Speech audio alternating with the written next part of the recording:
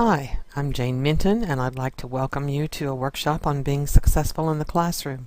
I work at John A. Logan, and I've worked here for about 20 years, working with students and helping them be successful. I hope I can give you some ideas today that you'll enjoy. First of all, let's talk a little bit about some learning basics, the process of really learning something.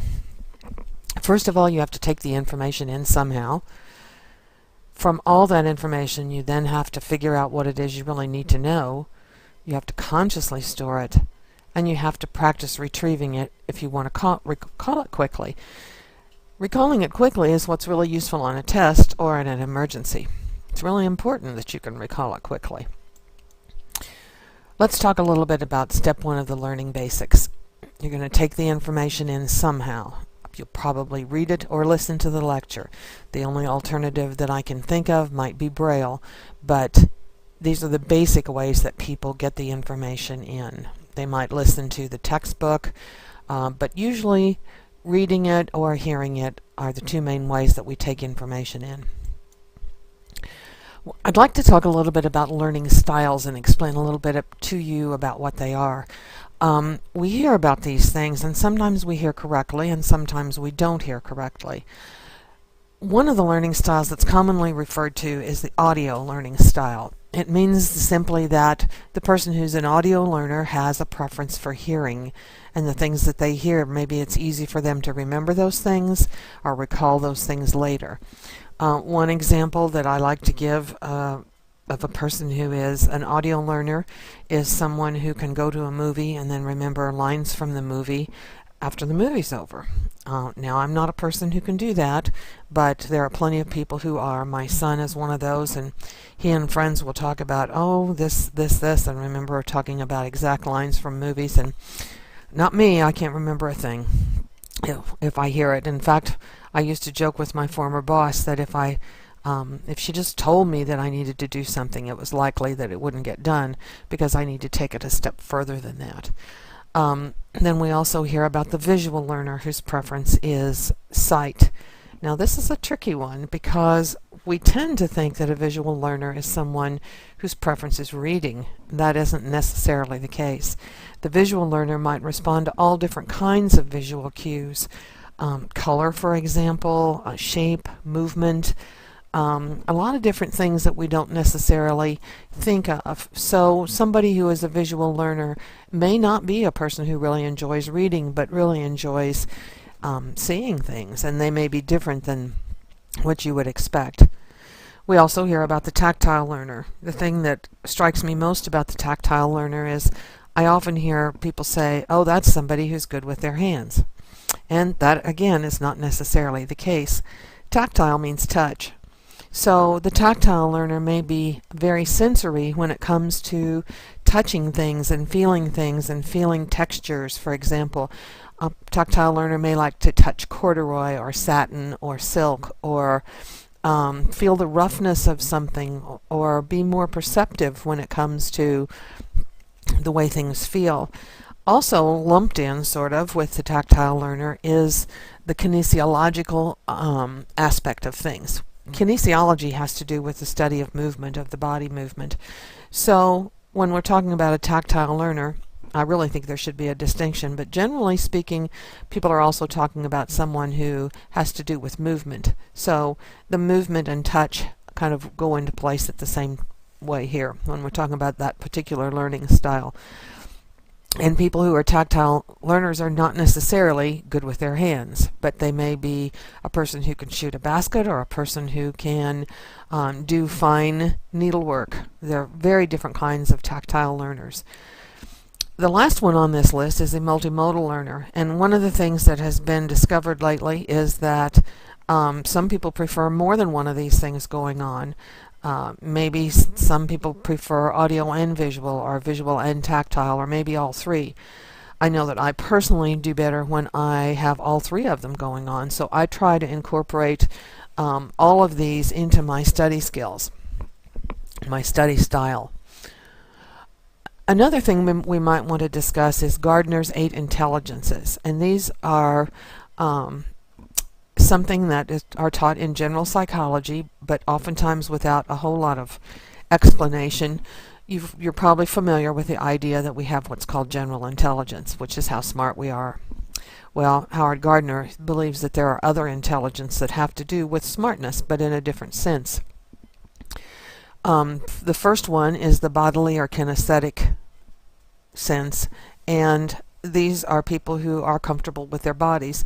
Again, people jump on the fact and say, oh wow, that's somebody who is a good basketball player or a good athlete. Well, there's again more to it than that. I probably couldn't make a basket if somebody said they'd give me $1 million, but I do yoga, and yoga is very much a bodily kinesthetic thing. So we have to expand the way we look at this and look at the person's body comfort level and what they're good at as far as their body is concerned. Intrapersonal people are people who are comfortable with themselves. Intrapersonal people may want to study by themselves. Now, I know plenty of students who don't like to study by themselves. They don't like being in that room. They want quietly by themselves. They want to be out where there are other people, and they say that doesn't bother them that there are other people around, that they just don't want to be by themselves. Interpersonal folks are folks who get along well with others and enjoy that communication back and forth with someone else. So for them, it may be good to sit and work with another person, or discuss with another person, or talk with another person about whatever it is that one is studying.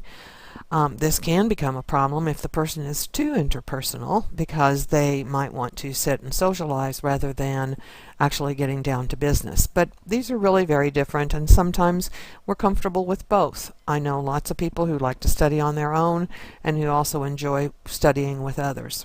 So these things, on this particular list and the previous list, they're not exclusive. You don't have to be one or the other. I think everyone is probably a mixed bag of these characteristics and talents. The person who is the linguistic person is someone who is very comfortable with words and sentences and communication in traditional, perhaps writing style. Or maybe they are very good at speaking and not so good in the writing department. So again, there are different ways of looking at this, but it's words. Words are the key here. Then we have the logical or mathematic. In college, I found that most people say, I am not good at math. I am not good at math. That's the majority of the people in college. However, they may not be good at certain kinds of math, but that doesn't mean this isn't a strong sense that they have. If we look at the logical part, if you want to learn something or understand something, how do you go about it? Do you want to see the big picture and then look at the pieces so that you understand the whole, or do you want to look at the pieces first and then look at the big picture and see how everything fits together? The logical person is going to want to do one or the other of those, and neither one is right or wrong. It's just a different way that we have going about it. So if you know that you like to look at the big picture and then look at the pieces, perhaps you want to read your chapter first and then look at the parts of the chapter, or vice versa. The person who's musical is just that, and appreciates music or is musical. You don't necessarily have to sing or play an instrument to be musical. You could possibly like the rhythm aspect of music. I'm very rhythmic. I can't carry a tune very well when I sing, but I'm very, very rhythmic and appreciate rhythmic music. So that's a good thing for me when I study. I've learned how to incorporate that into my study time. The spatial or abstract person is able to take something that is in a book that is just a picture on a page, put it in their heads, and maybe manipulate it in their heads so that they can turn around and imagine what it looks like. That's the person who can see it in his head when he's sitting taking a test and imagine what it looks like. He's not memorizing words. He's memorizing the whole and how it appears in his head. Then the natural person is someone who's comfortable with the outdoors. There are plenty of people who are, and there are plenty of people who aren't. So these can be incorporated. Even the natural person can be incorporated into one's study preferences. So I think it's a good idea to think about yourself. And perhaps maybe the best idea of all of this is to stop doing everything the way you used to do it, but to think about some new and different ways you might try to do things. And we'll talk about these as we move along. Before the lecture, when you're going to go to class, it's really a good idea if you prepare. And there are a couple reasons for this. One reason is that based on whether you're an audio learner, a visual learner, or whatever kind of learner you are, you're going to get the information for your class somewhere first. So if you don't look at it before you go, the first time that you're going to experience the information is to hear it. So if hearing is not your primary preference, then maybe you would want to take some looks at it before you go. And not necessarily read the chapter in depth, but at least have an idea what the teacher's going to talk about, so that when she begins speaking, it's not like she's speaking in another language. Preparation really is important. Most students really don't do anything to prepare for a class. When they get to the class, the information presented by the teacher is brand new, so it's really hard sometimes to understand and organize your notes as you take notes if you don't know what it is the teacher's talking about. So what happens oftentimes is the student ends up with a page of notes that have absolutely no order nor organization. So doing some serious preparation works best, but doing anything is better than doing nothing. If all you did was take a look at the table of contents of your textbook before you went to class, you would at least have an idea of what's going to be going on in the class. But you say this takes time. Yes, it does. But perhaps it's time to learn the rule of thumb for success in college. Bad news or good news, I don't know. But to earn an A in college, the rule of thumb is 2 to 3 hours outside class for every credit hour inside class. So if you're taking a 3 credit hour class, yes, you're supposed to be spending 6 to 9 hours outside class working on the class. Therefore, you have quite a bit of things to do during that time. And there's no guarantee of an A, but it really does help if you put forth the time. This is one reason why I worry a lot about college students who have a family and a job. I wonder where they're going to find the 6 to 9 hours for each class in order to put in the work that needs to be done. Outside class time should include class preparation, homework, review, studying, and test preparation. Most of the time people do their homework. Most of the time they do what they think is studying in preparing for a test. But I think class preparation is probably somewhere down the line as far as things that don't get done. There's some easy ways to prepare for class, so let's take a look at some of them.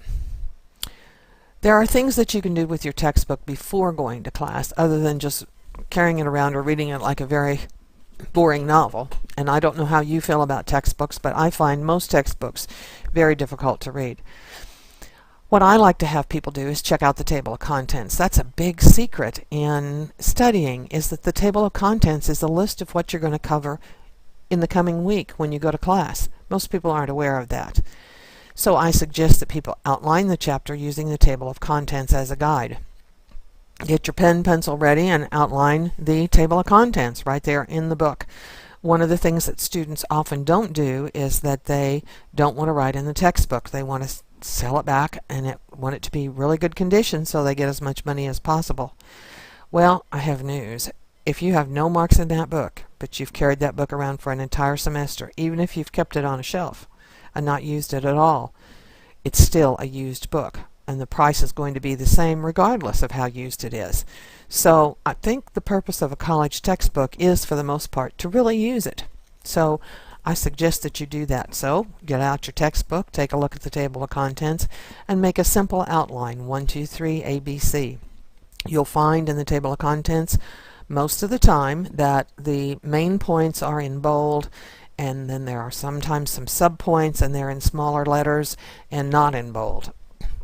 So what I ask students to do is to copy that table of contents into the chapter. Not reading the chapter, but copying the table of contents in, so that they're seeing what the main points of the chapter really are. So copy the table of contents right on through the chapter. Then read and highlight the terms. It doesn't matter if you can pronounce them or not. If you can get that term in your head when the teacher speaks it, you'll say, oh ho, so that's how you say that. And I say highlight. Now, for the first 3 of these, the reason that I'm having you use your pen, pencil, or whatever is that if you can get some, you're seeing it visually, but if you can get some movement of your hand going in this, then you're going to have a little tactile stuff going along. And if you're willing, then just speak these things as you're writing them so that you're seeing them, you're hearing them, and your hand is moving. So outline the table of contents, copy it into the chapter. That's what I call the first pass through the chapter. Then read and highlight the terms. That's the second pass through the chapter. The third pass through the chapter is to go back and look at Roman numeral 1 in your chapter and say, what is the purpose here? I can't tell you how many times I, and other students as well, have gone through entire classes reading a textbook and had absolutely no idea what the purpose was. And yes, it does happen unless we can figure it out. It's also a good idea to look at the chapter objectives, which are usually at the beginning of the chapter. Then read the chapter. If you don't have time to do all these things, do one of them. Start with the table of contents. Start with the terms. Do whatever you need to do to get something in your head, an idea of what's going to happen before you go to class. I recommend the table of contents highly. Here's an example. This is one of the nursing textbooks. First, outline the table of contents. This is it. Table of contents, Chapter 13, Nursing Care for Elderly Clients. There are 3 main points in this chapter. 1. What is aging? 2. Physiological changes. 3. Cognitive and psychological changes in the older client. And then there's a list of these cognitive and psychological changes in the older client. If I did nothing but this, nothing, I am better prepared than most of the people who go to class with absolutely no idea of what's going to go on. They may say, well, we're going to talk about nursing care of elderly clients, but they really don't know what it is the teacher's going to talk about. This gives them an idea. Here is a marketing book that I've done the same thing with. The teacher can do her lecture, and the students who have looked at the table of contents will know that they're going to talk about what is marketing, that there are 4 eras in the history of marketing, that avoiding marketing myopia, extending traditional boundaries, and so forth. And you can read down there. That student is going to have a better idea of what it is that's going to go on in the classroom. Here I have highlighted, or I've gone through the chapter. First pass through the chapter, I did my Roman numerals and my outline, and then the second pass through the chapter I highlighted the terms. And as I did that, I would speak the term and say intrinsic factors, extrinsic factors, perception, and here's the rest of the chapter as it looks with the outline and so forth. Organize the information in your mind and take a look at each major section one by one and ask yourself, what's the point? So if I'm going to look at section number 2, it says physiological changes. That sounds familiar from the table of contents. Then I'm going to see common physical changes in older clients and their implications for nursing, and a list. Now this list wasn't in the table of contents, I don't think, but it's here, so I'm going to number it, and I'm going to look at it, and I'm going to say what's the point. The point here is common physical changes are changes in the muscular system, the skeletal system. Yeah, that was in the table of contents. The integumentary system, and so forth. Here's the marketing book with the same thing.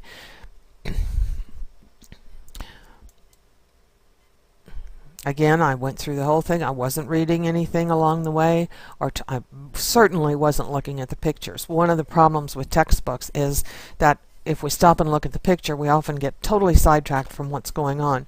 So the first couple of passes through the chapter, pass number 1 when you're just outlining, pass number 2 when you're looking at the terms, I try really hard not to look at the pictures. Now the third time I go through when I'm trying to figure out what's the point, yes, I do look at the pictures and the graphs and the charts and all that stuff because I figure they're related in some way to what it is that's going on. Okay, during the lecture, now let's assume that you did what you were supposed to do and prepared for class, so you come into class having an idea of what the teacher's going to talk about. I ask people, please do not have your book open laying there on the table next to you. Don't follow along in your book if you can help it.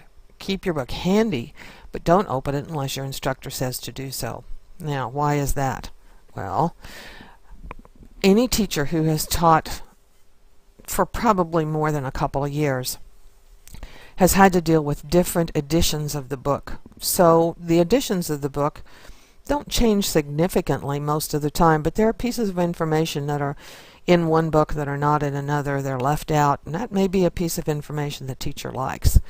The teacher has probably been to graduate school, has a master's degree or a doctorate degree, and learned all kinds of things about her subject. It's also likely that most teachers find information in the daily newspaper or on television and want to include those things with their classes. So let's suppose you're reading along trying to follow and highlight what the teacher's saying, and she starts talking about something and you can't find it in the chapter. Well, it doesn't make the teacher disorganized. It just means that you're going to be lost at that point in time from what it is that she's talking about, because you're not with the book, because it isn't in the book, and you're not with the teacher because you're looking in the book. So that's really not a good thing to do. But now you want to have the book handy so that if the teacher says turn to page 44, you can do that.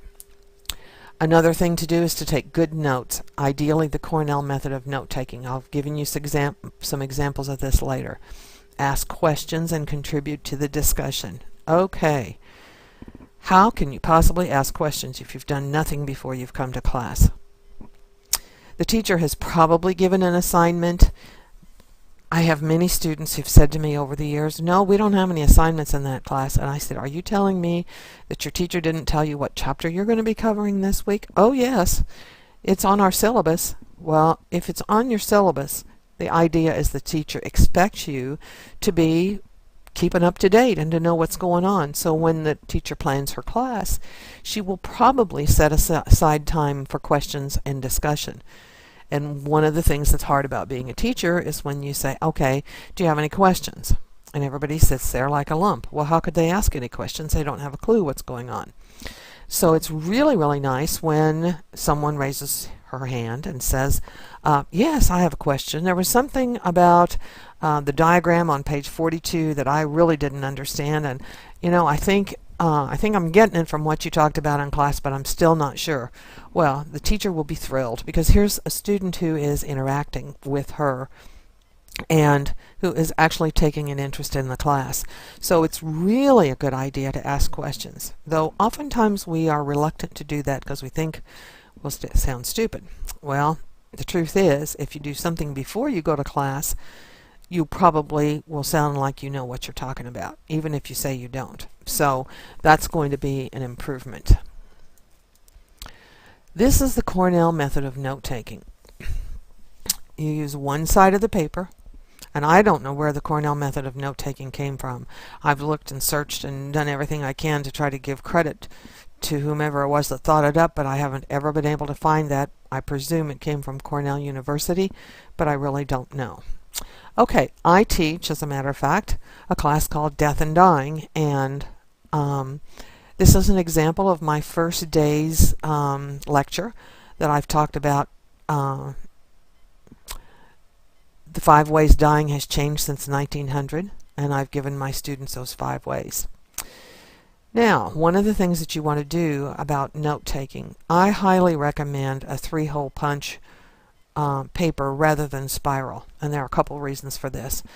One is that if you tear paper out of a spiral notebook, even if it's designed to be torn out, you're still going to have a few raggedy edges unless you're really a perfectionist and not in a hurry. Most teachers are not thrilled with raggedy edge paper because they tangle up. So my suggestion would be use a regular notebook like you did in grade school, probably, that has 3 holes and is a loose leaf notebook. It's just much better. I thought I was so great when I went to college and graduated from the loose leaf notebook to spiral notebooks, and then I found out that spiral notebooks really are not that great. We just think they are. So anyway, as we look at this paper, I put the date at the top, I put the chapter that we're discussing, and I put the name of the person who's talking, which is oftentimes a good idea, because if it's not your teacher talking, suppose you have a substitute or a guest speaker, then maybe your teacher doesn't agree with everything that that person said, so it's a good idea if you're quoting something that you know who it is that said it. So I try to write the teacher's name at the top of the page, or the speaker's name rather. So for my particular class, we talked about the 5 ways dying had changed since 1900 that have caused our attitudes to change. And then the in my notes I numbered 1, 2, 3, 4, 5. Now, the reason I'm mentioning this to you is because I also told my students, gosh, this would be a good midterm question. Well, how do I know that will be a good midterm question the first week of school? Could that be because I've taught this class for about 19 years and I have the same midterm exam every single semester? Likely that's the case. So if a teacher says, oh, that'd be a good test question, that's probably going to be on the test, because they probably made the test up already. So the smart student would have put a big star by that so that they knew to go back and work on remembering that. Now here is another problem. You want to be sure if it says 5 ways that you've listed 5, that you have the right 5. So this is a reason why the first day of class you might want to get the phone number of somebody else in the class so you can compare notes occasionally. What if you hadn't heard this correctly and you had them listed wrong? Then you would mess up on the midterm. I've also given my students the definition for thanatology. The main causes of death in 1900. Number 1 was pneumonia. Number 2, somebody coughed and I didn't hear it. But you don't want to stop. You just want to keep going with your writing. Draw a line, put a question mark. And then when you get to a break or later in the day or when you get home that night, you can call somebody or you can ask the teacher later and say, I missed that second cause of death. Well, the odds are good if you missed it because somebody coughed, somebody else missed it too. So they would appreciate your raising your hand and saying that. So take your notes to the right of the line. On this particular page, you'll see that there's a line drawn down the page. There's the regular red line that's on a loose leaf notebook, and then there's another line that's drawn probably about a quarter of the way over, maybe a third of the way from the left margin. So what do we do with that? Just some miscellaneous note-taking tips. Use whatever works for you. There are many styles. They're outline, paragraph, your own style. Never write incomplete sentences if you can help it. Just whatever works for you. Use your own symbols and codes. You want to mark when the teacher says something is important. You want to mark when you don't understand something. You want to mark when you have any reason to mark anything. If you miss something, just leave a blank space and make some kind of a mark so that you know you've missed it. Try to number everything. If the teacher says there are 6 ways, then be sure you write 1, 2, 3, 4, 5, 6. Don't worry about complete sentences, and be very careful of PowerPoint handouts. One of the hazards of PowerPoint handouts is that people don't want to take notes. They think that oh boy, here are the notes already made out for me. And in reality, that's probably not a good thing. First place, the PowerPoint lectures are probably the teacher's outline of what it is she wants to speak about. And the odds are good that the PowerPoint notes don't go into any kind of detail. So yes, you do want to take notes on PowerPoint handouts. You know, it's good that they're there, but they're not sufficient in themselves. The other thing that you might do is that perhaps you want to take notes electronically. Some teachers are okay with that, and some teachers are not okay with that. Okay, so far so good, but now what? Too much information. You prepared for the class, you're in the class, you've taken notes, and you go home, and my gosh, what is all this all about? Well, the likely thing that most students will do is to put the stuff in their book bag and not look at it again until much later when it's closer to test time. Not a good idea. Okay, let's talk about how to really study. For most people, reading is not studying. It's just taking in information. So if that's all you do when you study, you're just taking massive amounts of information in over and over and over. I have many a student say to me, I don't understand why I failed the test. I went over it and over it and over it. I spent 6 hours going over it. Well, going over it really doesn't work. You're just taking in information over and over. So, when you get home after the lecture, do your homework, or at school do your homework, wherever it is that you do it, whether it'll be graded or not. Students tell me all the time, well, he's not going to grade our paper, so why should I bother doing that homework? Well, you're doing the homework so that you can learn the subject matter and do well on the test. You're not doing the homework for a grade if it's not going to count for a grade. So it's important for you to do it so you learn it. Look at your notes to be sure you know what was said. If you've taken some good notes, you should be able to organize the information from the lecture and see what it was that the teacher was talking about. I like to compare my notes with the text and find out, did the instructor focus on anything special, or leave out big chunks of information, or skip huge sections, or did the teacher tell you in class, well, we're not going to do the second half of chapter 3, in which case you want to mark through that, or you want to make a note of it somewhere. You want to mark anything your instructor said was important in your notes and in the text, and call somebody if you think you missed something. Now, there's probably a reason that needs some explanation here. One of the things that you'll find out about tests is that there is such a thing as a test bank. Test banks are books that teachers get that have hundreds of test questions in. Most of them are written by the authors of the textbook, and they're geared to the objectives at the beginning of each chapter. The trick here is that the teacher is not making out the test and writing out the questions in her own words. Someone else has written out the test questions in their words. She's just picking the questions.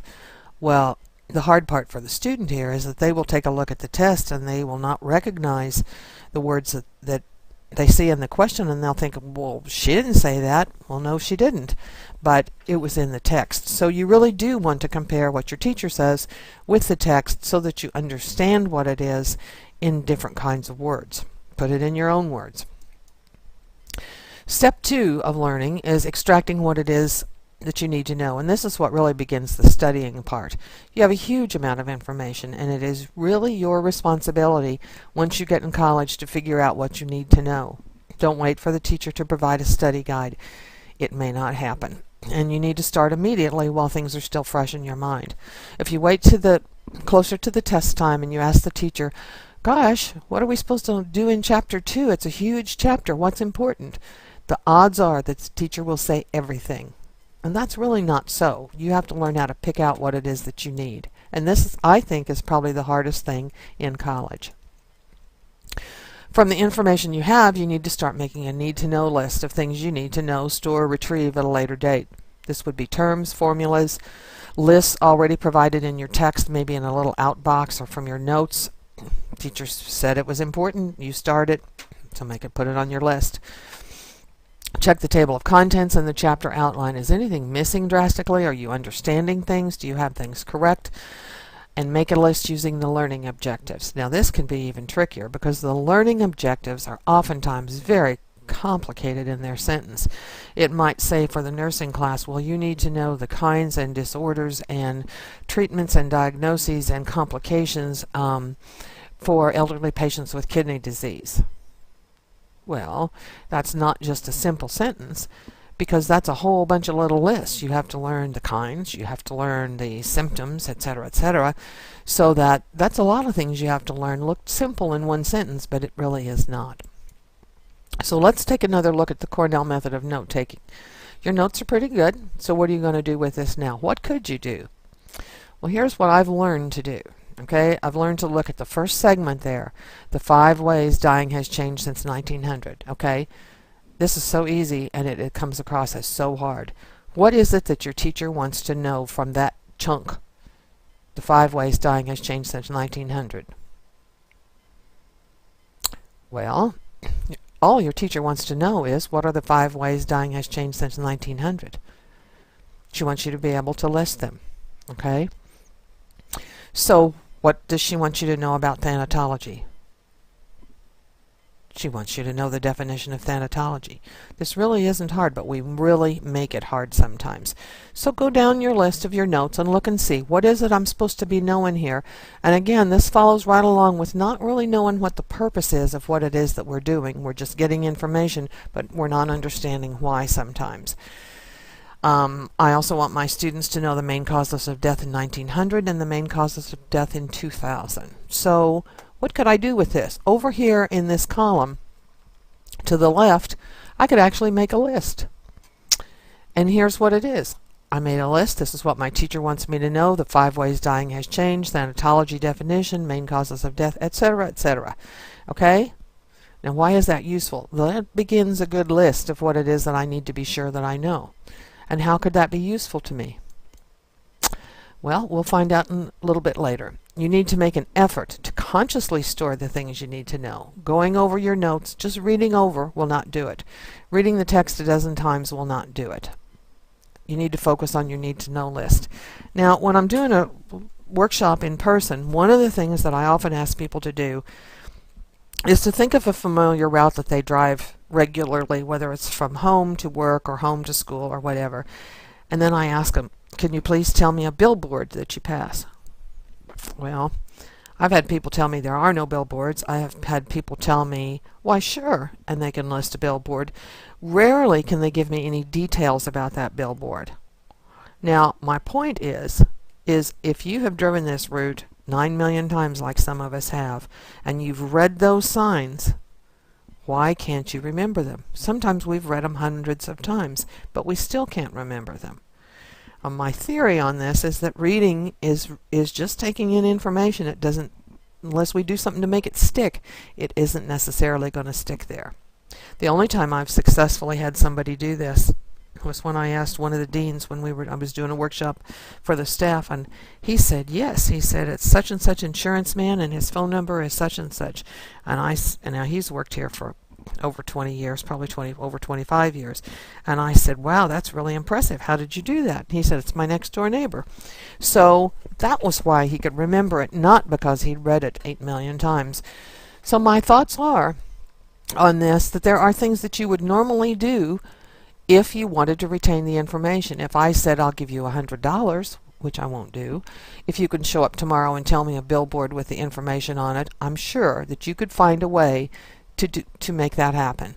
So you want to stop and think about what you would do. Most people say they would write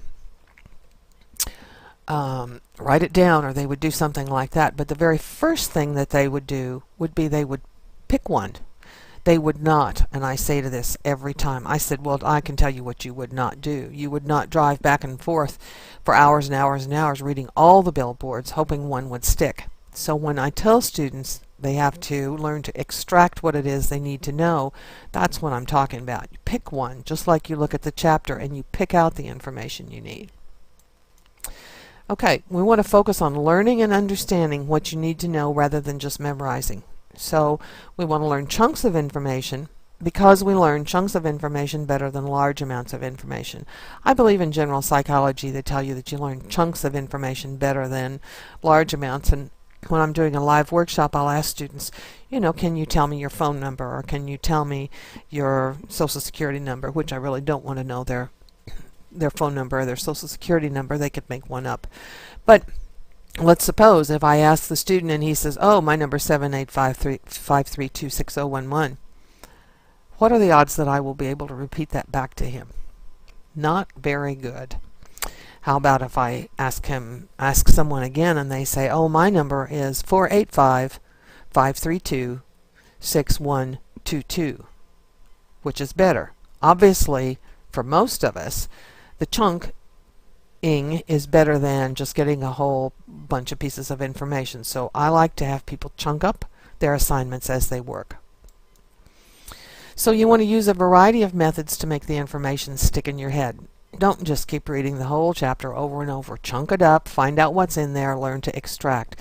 Make lists, use note cards, tape recordings, music, dance, charts, graphs. Do your own. If you like charts and graphs, or you like color, clay, drawing, painting, do those things. I've had students that she had such trouble with a sociology class one time, and she said, Jane, I just can't get it.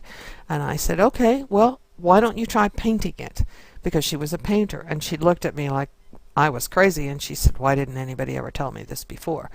The last I heard from her, she was very successful as she went on to a university, and she was studying in Italy and doing quite well. So we all have different things that work for us, but that got her out of her rut.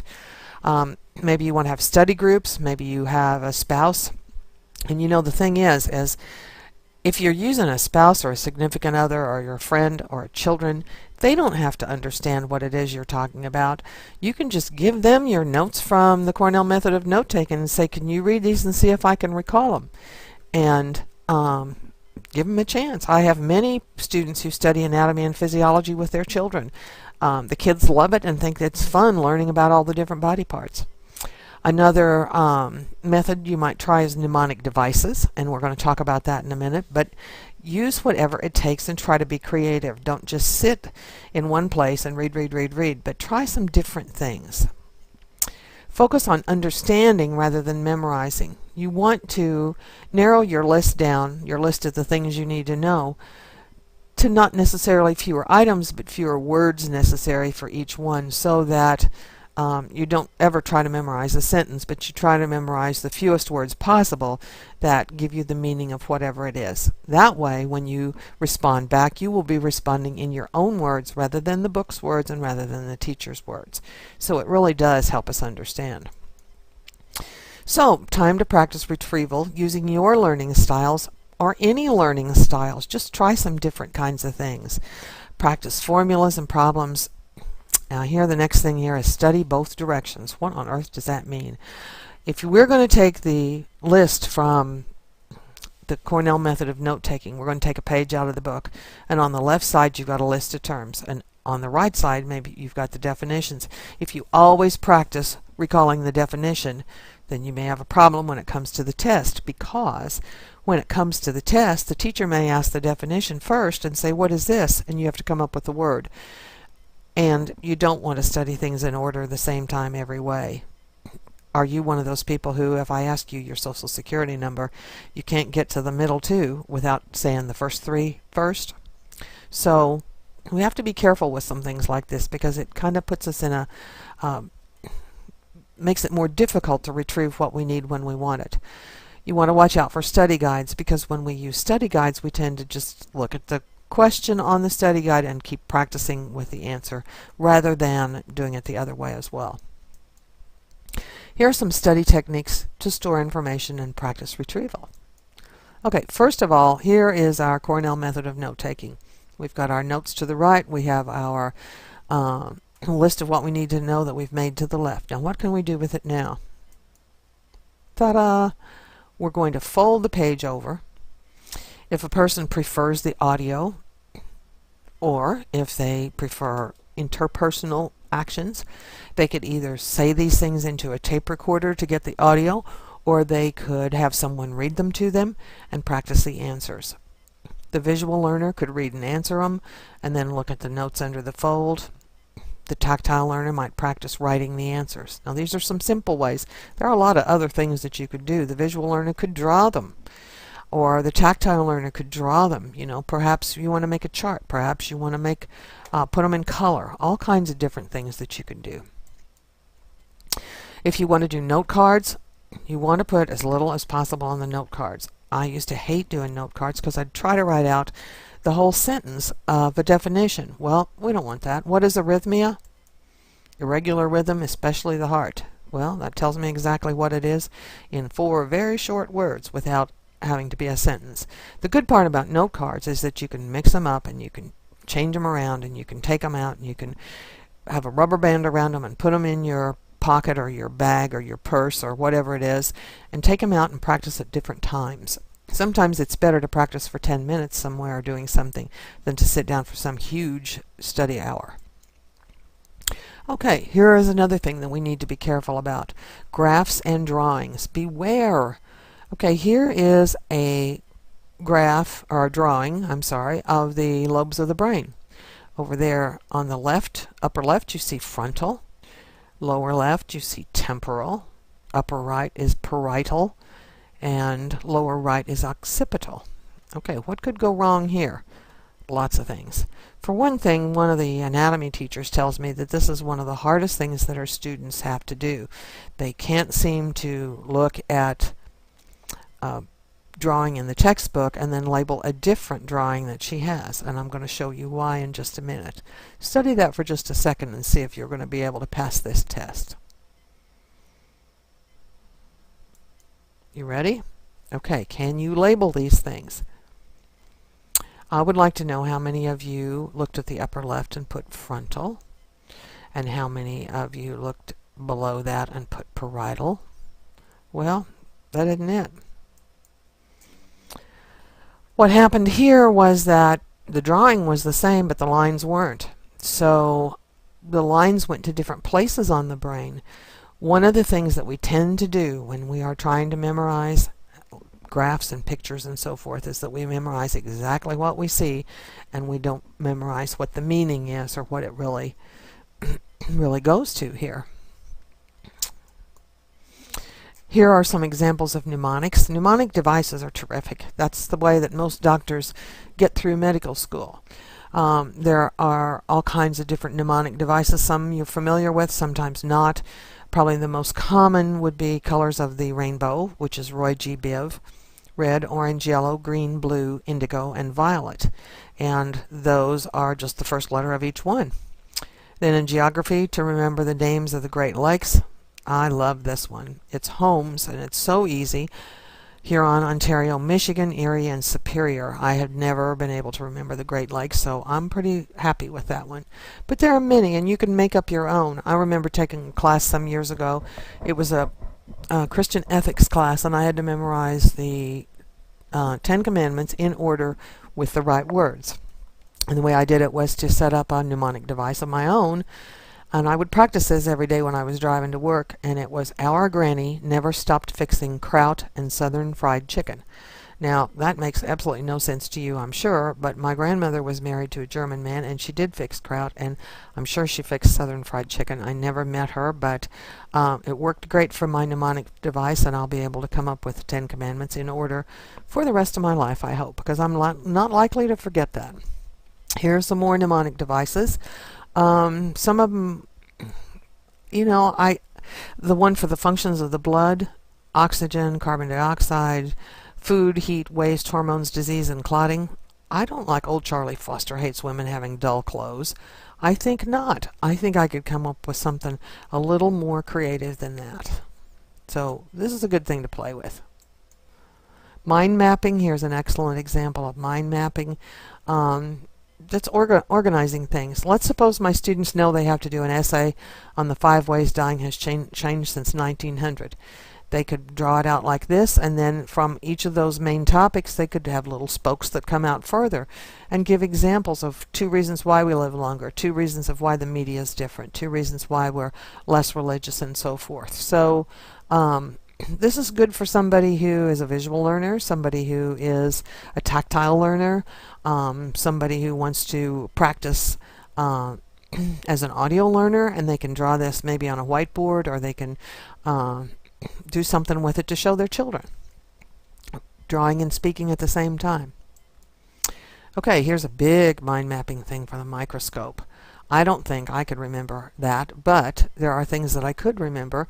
What I would do if I were trying to learn this, I would probably look at A, and I see there's an A for arm, and then there are 2 B's and 1 C, so I'd go A, B, B, C, and then I would try to come up with a rhythmic way to remember the parts of the microscope. Usually if I can get the first letter, I can come up with what the term is.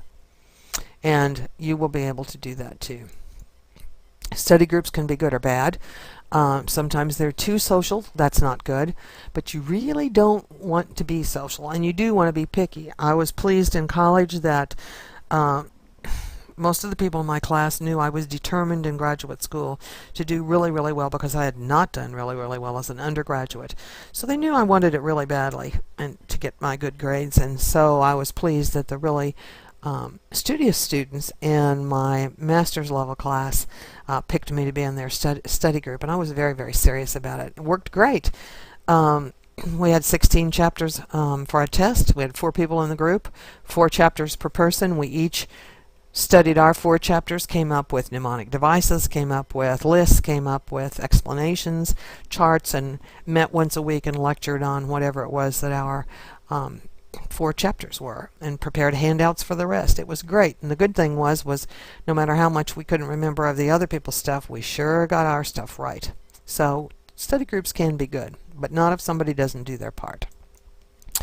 Use the internet. I don't know that we'll be able to link onto this at this moment, but perhaps. Textbook companion sites are great. They have all kinds of things. They have study guides. They have practice things that you can practice with terms and definitions. So try to find the companion site for your text. There are also other resources listed in the text. Then there are mnemonics databases. There's a great place called StudyStack, and it's based on Notecards, but you can play hangman. You put your information in, and it lets you make crossword puzzles and do all sorts of neat stuff. Additionally, other schools and other teachers may have provided study guides for their students. So look around the internet for another college somewhere else in this country and look up the same class. It's not going to be the same number, but it's probably going to be the same name or the same textbook. See if that person has provided study guides for her students. You can use them too. Then there are certainly general subject study guides. There are math sites, there are English sites. The Purdue OWL is great for English. Helps you with just about everything that you need to know. General study tips. Use a planner, a semester planner, a monthly planner, weekly, daily. I prefer all three of those actually. I want to plan my week, so I want a weekly, but I want to put everything that's for the future in the monthly, either a monthly or a semester calendar, so that I can see ahead, so that I can say, no, I'm not going to be able to do that next Wednesday because I have a test the following day, or I can get started on my book review prior to the day before it's due. So study your own way and try to make it fun. Try the Cornell method of note-taking, see how it works for you. Try studying with a variety of different ways and see if that doesn't help. Practice, practice, practice. Yes, you got to practice retrieval a whole lot in order to do well in college. Try making some mnemonic devices or use mind mapping. Make your study time short and often. Use the time that you have. Don't kid yourself. Try to block out 3 hours at 11 o'clock at night. What do you think you're going to retain if you study from 11 to 2 in the morning? And how fresh will you be the next day, and how much will you remember? If you need help, get help. Most schools have tutoring and help places. They have English help room here at Logan. There's a biology help room here at Logan, and there's also free tutoring. And the teacher is there to help you. Teachers have office hours, and they're supposed to be in their office during the office hours for the student. The final, absolutely crucial, necessary, mandatory, important thing that you need to know, that goes without saying, is that you really do need to take care of yourself. You need to eat right, you need to sleep enough, you need to get some exercise and take a little time for yourself each day, each week, and each month. I'd like to thank you for coming with me along the little path to look at ways of being successful in college. I hope you've learned some things, and I hope you've enjoyed it. I certainly did, and I wish you good luck. Thank you.